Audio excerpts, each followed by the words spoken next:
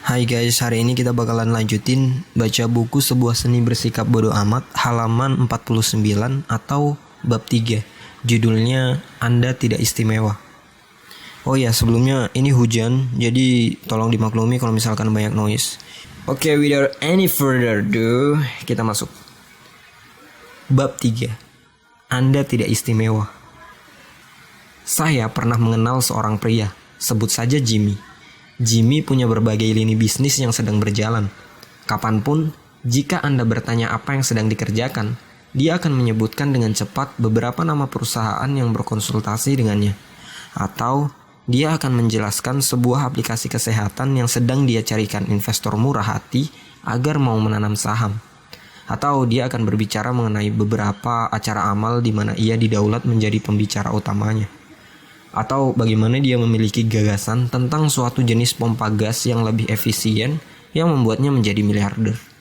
Pria ini selalu beredar, selalu menyala-nyala, dan jika Anda memberinya 1 inci saja celah percakapan di siang hari, dia akan menceramahi Anda tentang betapa mendunia pekerjaannya, betapa brilian ide-ide terbarunya, dan dia akan dengan mudah menyebutkan nama-nama sederet tokoh seakan-akan Anda sedang berbicara dengan seorang reporter tabloid. Jimmy adalah pribadi yang positif di setiap waktu, selalu termotivasi, selalu bekerja dengan sudut pandang yang jelas. Seorang yang dipandang sebagai go-getter tulen. Apa coba maksudnya go-getter? Di balik itu semua, Jimmy adalah seorang bajingan. Hanya bicara, tidak ada aksi. Sebagian besar waktunya diisi dengan mabuk-mabukan dan menghamburkan uang di bar dan restoran ternama seraya berusaha memukau orang dengan ide bisnisnya. Jimmy adalah seorang penipu profesional, menghidupi keluarganya dengan uang haram, sama seperti setiap orang lain yang tinggal di kota, memutar-mutar ide palsu tentang gemilangnya teknologi masa depan. Tentu, kadang dia juga berupaya atau mengangkat telepon dan membuat tawaran dengan mengatasnamakan orang-orang penting dan nama lain-lain hingga kehabisan nama untuk disebut. Tapi tidak ada yang pernah terwujud. Tidak satupun usahanya berkembang menjadi sesuatu. Meskipun demikian, pria ini telah melakukannya selama bertahun-tahun, membiayai pacar-pacarnya dengan uang dari banyak saudara jauhnya hingga usia mendekati kepala 3. Kacaunya, Jimmy merasa nyaman-nyaman saja. Kepercayaan dirinya tak lebih hanya waham dalam otaknya. Ia menyayangkan orang-orang yang menertawakan atau menutup telepon darinya, sebab dalam pikiran Jim, mereka telah melewatkan kesempatan emas dalam hidup mereka. Baginya, orang-orang yang mencemooh ide bisnis gadungannya itu terlalu bodoh dan tidak berpengalaman untuk memahami kejeniusannya. Orang-orang yang menuding gaya hidup mabuknya semata cemburu kepadanya. Mereka adalah para haters yang iri akan kesuksesannya. Jimmy memang menghasilkan uang, meskipun biasanya melalui cara-cara yang tidak jujur, seperti menjual ide bisnis orang lain yang diakui sebagai miliknya, atau memperdaya orang lain agar memberi pinjaman atau parahnya, menghasut seseorang agar menyerahkan saham perusahaan startup mereka. Namun sebenarnya, sesekali ia dibayar untuk melakukan public speaking. Wah, geluduk. Mengenai apa, saya bahkan tidak berani membayangkan. Bagian paling parahnya adalah bahwa Jimmy meyakini omong kosongnya sendiri. Khayalannya seolah seperti anti peluru, sehingga jujur, orang sulit marah padanya. Justru malah terkagum-kagum.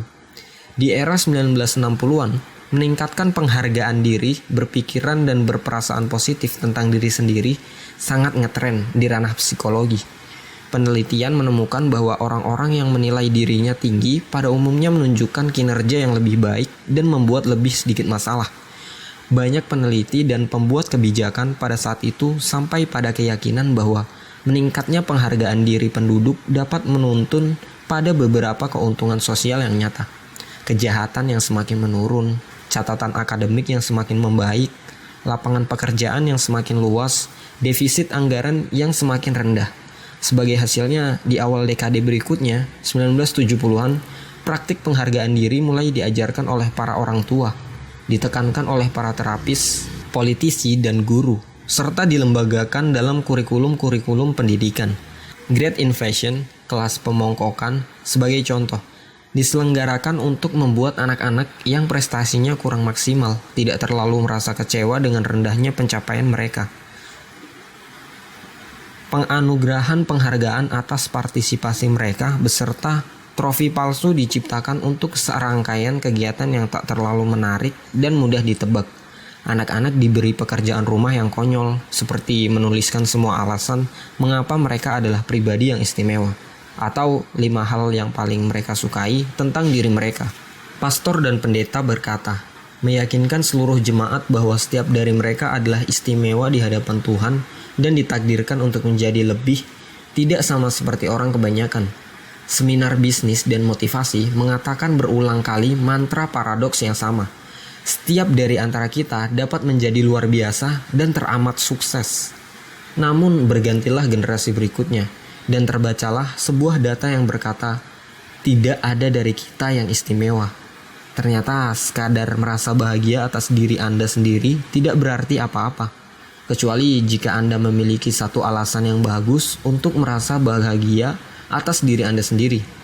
Pada kenyataannya, kemalangan dan kegagalan sungguh berguna dan bahkan diperlukan untuk membangun seseorang menjadi orang dewasa yang tangguh dan sukses. Faktanya, mengajar orang untuk meyakini bahwa mereka istimewa dan merasa baik tentang diri mereka sendiri dengan alasan apapun tidak lantas menjadikan mereka suatu populasi yang penuh dengan Bill Gates dan Martin Luther King. Ini justru menciptakan satu populasi penuh dengan pria seperti Jimmy. Jimmy, sang pendiri perusahaan yang terbuai delusinya sendiri, yang menghisap ganja setiap hari dan tidak memiliki keterampilan menjual yang nyata selain berbicara pada dirinya sendiri dan meyakininya. Jimmy tipe pria yang meneriaki rekan kerjanya dengan alasan kurang dewasa dan kemudian menggunakan kartu kredit perusahaan hingga batas maksimal di Le Bernardin demi membuat beberapa model Rusia terkesan. Jimmy yang di dalam waktu singkat dijauhi bibi dan pamannya karena terus meminjam uang. Ya, dialah Jimmy yang percaya diri dan memiliki penghargaan diri yang tinggi. Jimmy yang menghabiskan banyak waktunya untuk berbicara mengenai betapa baiknya dia sehingga dia lupa untuk benar-benar melakukan sesuatu. Yang menjadi masalah dengan gerakan peningkatan penghargaan diri ini adalah bahwa ukuran yang digunakan berdasar pada seberapa positif orang melihat diri mereka sendiri. Namun, ukuran yang benar dan akurat untuk penghargaan diri seseorang sesungguhnya terletak pada bagaimana orang tersebut memahami aspek negatif dari diri mereka sendiri. Jika seseorang seperti Jimmy merasa sungguh baik selama 99,9% dalam hidupnya, meskipun hidupnya hancur berantakan di sekelilingnya, lalu bagaimana itu bisa menjadi alat ukur yang valid untuk sebuah hidup yang sukses dan bahagia? Jimmy merasa istimewa, itu saja. Dia merasa seakan-akan layak mendapatkan hal-hal baik tanpa berusaha. Dia percaya diri, bisa menjadi kaya tanpa harus bekerja. Dia percaya diri, dapat disukai dan menjalin hubungan yang baik tanpa pernah membantu seseorang pun. Dia percaya diri, berhak memiliki sesuatu gaya hidup yang luar biasa tanpa pernah mengorbankan apapun. Orang-orang seperti Jimmy begitu terpaku pada perasaan nyaman karena berhasil mengelabui diri mereka sendiri hingga yakin bahwa mereka sedang menyelesaikan hal-hal yang besar, bahkan ketika mereka tidak melakukannya. Mereka yakin mereka adalah pembawa acara yang brilian di atas panggung, padahal mereka sedang membodohi diri mereka sendiri. Mereka menyebut diri mereka motivator dan menggalang dana untuk membantu sesama. Walau masih berumur 25 tahun dan belum pernah melakukan hal mendasar apapun dalam kehidupan mereka. Orang-orang tersebut menampilkan sebuah kepercayaan diri mereka di level delusional. Kepercayaan diri semacam ini bisa menarik orang lain, setidaknya untuk sementara waktu. Dalam beberapa contoh, orang-orang dengan tingkat kepercayaan diri seperti ini dapat menulari dan membantu orang-orang di sekitarnya merasa lebih percaya diri juga. Di luar dari semua tipuan Jimmy, saya harus mengakui bahwa kadang menyenangkan bergaul dengannya. Anda akan merasa tidak bisa dikalahkan saat berada di dekatnya. Namun yang menjadi persoalan dengan model kepercayaan diri semacam ini adalah bahwa ini membuat mereka perlu selalu merasa bahagia atas diri mereka sendiri, walau harus membuat orang-orang di sekitarnya terganggu. Dan karena orang-orang seperti ini selalu merasa bahagia atas dirinya sendiri, mereka akhirnya menghabiskan sebagian besar waktunya hanya untuk berpikir tentang diri mereka sendiri. Padahal di luar semua itu, dibutuhkan energi dan usaha yang besar untuk meyakinkan diri Anda sendiri bahwa tahi yang Anda keluarkan tidak bau busuk. Apalagi jika Anda benar-benar tinggal di sebuah kakus. Begitu orang-orang macam ini mengembangkan pola pikir yang secara konstan menafsirkan segala yang terjadi di sekitar mereka melulu untuk membuat mereka makin jemawa. Akan super sulit rasanya untuk menghentikan itu. Setiap ajakan untuk menggunakan akal sehat hanya dipandang sebagai ancaman terhadap superioritas mereka dari pihak lain yang mereka anggap tidak dapat mengimbangi kepintaran atau bakat atau kegantengan atau kesuksesan mereka. Apa yang diyakini Jimmy dan orang-orang sepertinya membuat mereka diselubungi semacam gelembung narsistik, membelokkan apa saja dengan cara tertentu demi semakin meneguhkan dirinya. Orang-orang yang merasa seperti ini memandang setiap kejadian dalam hidup mereka entah sebagai suatu peneguhan atau ancaman terhadap keagungan mereka sendiri. Jika suatu hal yang baik terjadi kepada mereka, itu karena perbuatan mereka. Jika suatu hal buruk terjadi kepada mereka, itu karena seseorang cemburu dan mencoba untuk membuat mereka terlihat buruk. Orang-orang istimewa ini bebal. Mereka menyesatkan diri sendiri dengan masuk ke dalam apapun yang bisa memuaskan rasa superioritas mereka. Mereka mempertahankan pandangan mental mereka di atas segalanya. Bahkan jika kadang itu menuntut mereka bersikap kasar secara fisik atau emosional terhadap orang-orang di sekitar mereka. Meyakinkan diri sebagai makhluk yang spesial merupakan sebuah strategi yang gagal. Ini hanya membuat Anda tinggi atau nge-fly, tapi itu bukan kebahagiaan. Pengukuran yang benar-benar tentang penghargaan diri seseorang bukan pada bagaimana seseorang merasakan pengalaman positifnya, namun lebih pada bagaimana dia merasakan pengalaman negatifnya. Seseorang seperti Jimmy bersembunyi dari permasalahannya dengan mengarang kesuksesannya sendiri di setiap kesempatan. Dan karena dia tidak bisa menghadapi masalahnya, entah sebaik apa dia menilai dirinya sendiri, ia menjadi lemah. Seseorang yang benar-benar memiliki penghargaan diri yang tinggi mampu melihat bagian negatif dari pribadinya secara belak-belakan. Ya, kadang saya tidak bertanggung jawab soal uang. Benar, kadang saya melebih-lebihkan kesuksesan saya sendiri. Ya, saya terlalu bersandar kepada orang lain dan seharusnya saya lebih mandiri. Kemudian bertindak untuk memperbaikinya. Namun orang yang keblinger dengan dirinya sendiri karena mereka tidak mampu mengakui masalah mereka sendiri secara terbuka dan jujur, justru tidak bisa memperbaiki hidup mereka dengan cara yang tahan lama atau bermakna. Mereka semakin tertinggal karena mengejar hal yang bertambah tinggi dan mengakumulasi tingkat penyangkalan yang semakin besar. Namun pada akhirnya kenyataan akan menghantam Anda dan masalah-masalah yang mendasar akan menampakkan dirinya lagi. Kali ini dengan lebih jernih. Ini hanya perkara kapan dan seberapa sakit itu nantinya. Hancur berantakan. Pukul 9 pagi, di kelas biologi, saya menyandarkan kepala di atas lengan, sambil memandangi jarum panjang yang membuat putaran.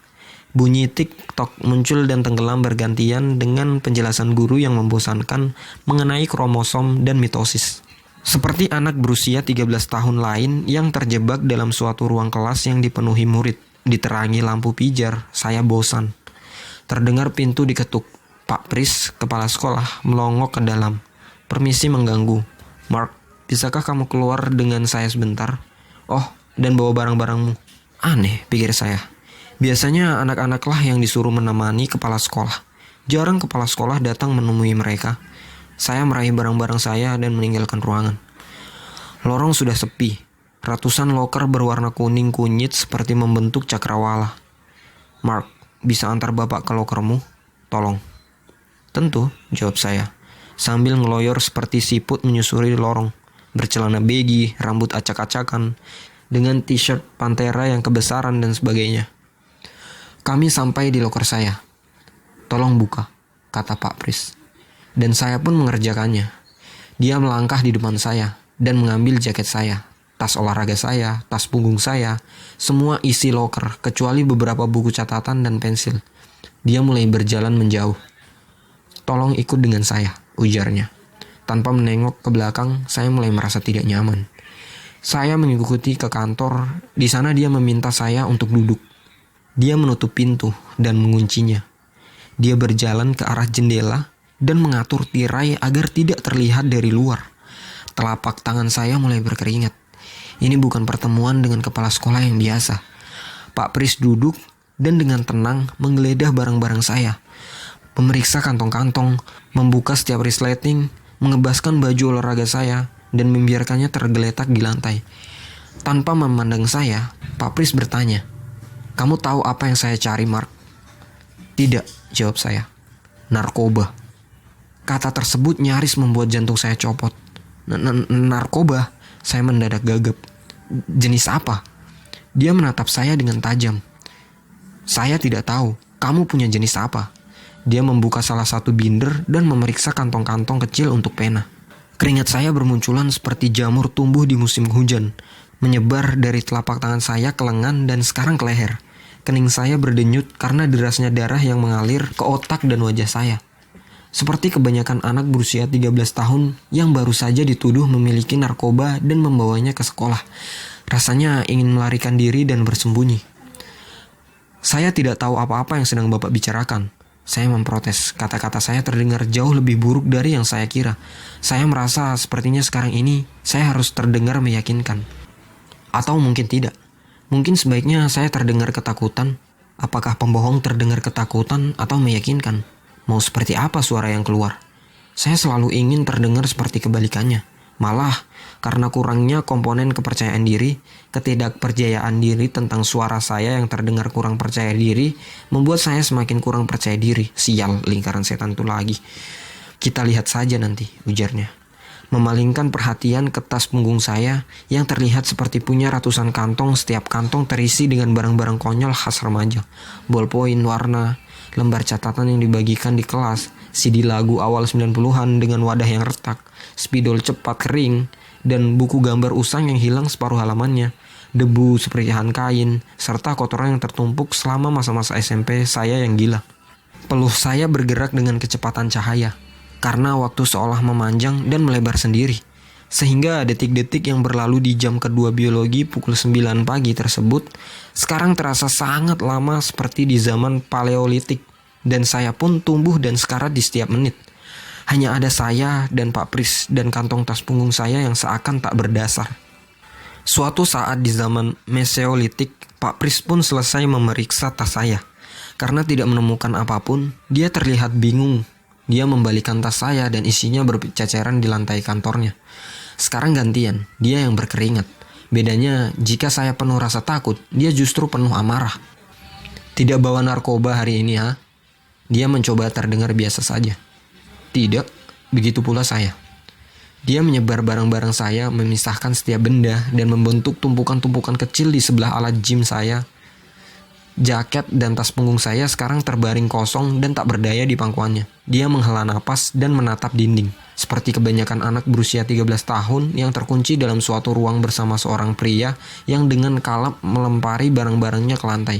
Saya ingin menangis. Pak Pris memindai semua barang yang telah disendiri-sendirikan di lantai.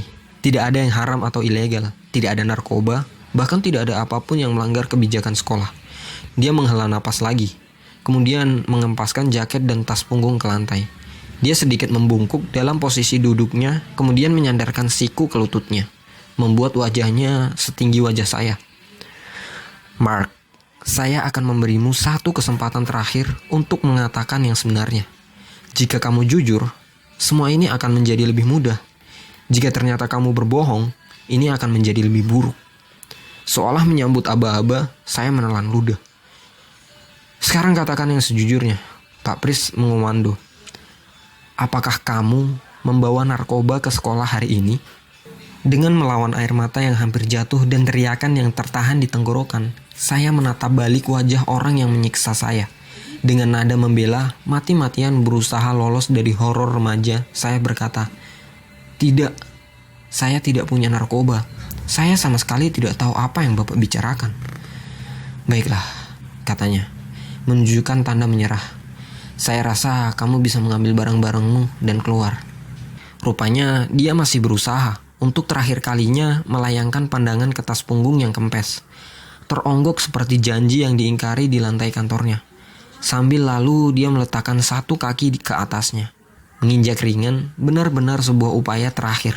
Dengan cemas, saya menunggunya berlalu sehingga saya bisa meneruskan hidup saya dan melupakan seluruh mimpi buruk ini.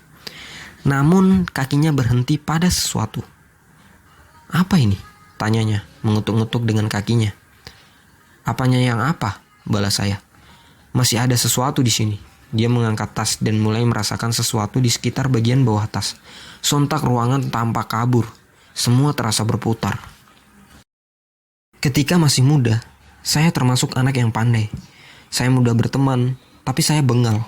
Yang terakhir adalah kata yang paling manis yang bisa saya gunakan. Saya pemberontak, tukang bohong, gampang naik darah dan penuh rasa kebencian. Ketika berusia 12 tahun, saya meretas sistem pengaman rumah saya sendiri dengan magnet lemari es. Jadi saya bisa menyelinap keluar rumah tanpa ada yang tahu di tengah malam. Lalu saya dan seorang teman memasukkan persneling mobil ibunya ke posisi netral dan mendorong pelan-pelan ke jalan sehingga kami bisa mengendarai mobil tanpa membangunkan seorang pun.